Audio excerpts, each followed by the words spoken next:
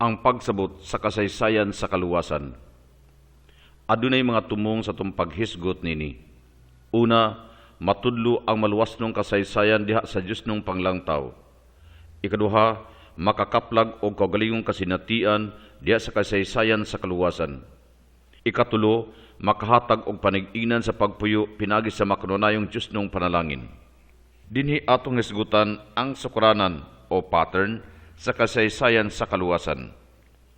Natapos na ang atong pagpanawlatas sa kasaysayan sa kaluwasan sa daan og bag-ong testamento. Atong gipamalandungan kung unsay laraw sa Dios, sukad masukad og giunsa man niya, pagtabang og pag-uban sa iyang katawhan alang sa katumanan ini. Adunay atong nakita nga pattern o cycle nining kasaysayan. Una, magsugod kini nga pattern sa panalangin. Magmakununayan ang Diyos sa pag-una pagpanalangin o pagpakita siyang gugma ngadto siyang katawhan. Sukad siyang pagbuhat sa kalibutan o hangtod sa hangtod, usara ang laraw sa Diyos, nga ang tanang katawhan makakabot og kaluwasan. Ikaduha, sa ngadto-ngadto ang katawhan sa Diyos, nagsukwahi sa plano sa Diyos, aron pagsunod silang kaugalingong laraw og katuyuan. Nahulog sila sa sala nga mao'y pagtalikod sa gugma sa Diyos o pagpalayo kaniya. Ikatulo, ang resulta sa sala mao'y alienation, nga sa ato pa, usa ka sitwasyon diin ang tao dili magpahiluna siyang kaugalingon kay wala na Diyos sa iyang kinabuhi.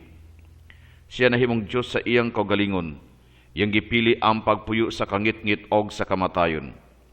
Sa maong sitwasyon, dili makaagwanta ang tao, mangita siyang pamaagi nga mobalik sa hustong relasyon sa Diyos o sa iyang mga kaigsunan. Walay laing dalan kundi ang pagbasol o pagpangayo o pasaylo sa Diyos. Ang tinuod nga pagbasol mo'y pagkaamgo sa kaugalingong pagkabinuhat o sa pagdawat sa gugma sa Diyos nga tuburan sa kinabuhi. Tungod kay ang Diyos gugma, pasayloon ang tao nga magbasol kay ang pagbasol o pagpasaylo mo'y dalan sa pagbalik sa hustong relasyon sa Diyos o sa tao. Ang pagpasaylo, mao ang panalangin sa Diyos ngadto sa tao nga buot mutuman sa laraw niya alang sa kaluwasan sa tanan. Nahibalo usab kita nga ang kasaysayan sa kaluwasan nagpadayon hangtod karon. Kita sulod gayud ni ini og ang laraw sa Diyos ato usab nga gipaningkamutan sa pagpalambo sa atong panahon.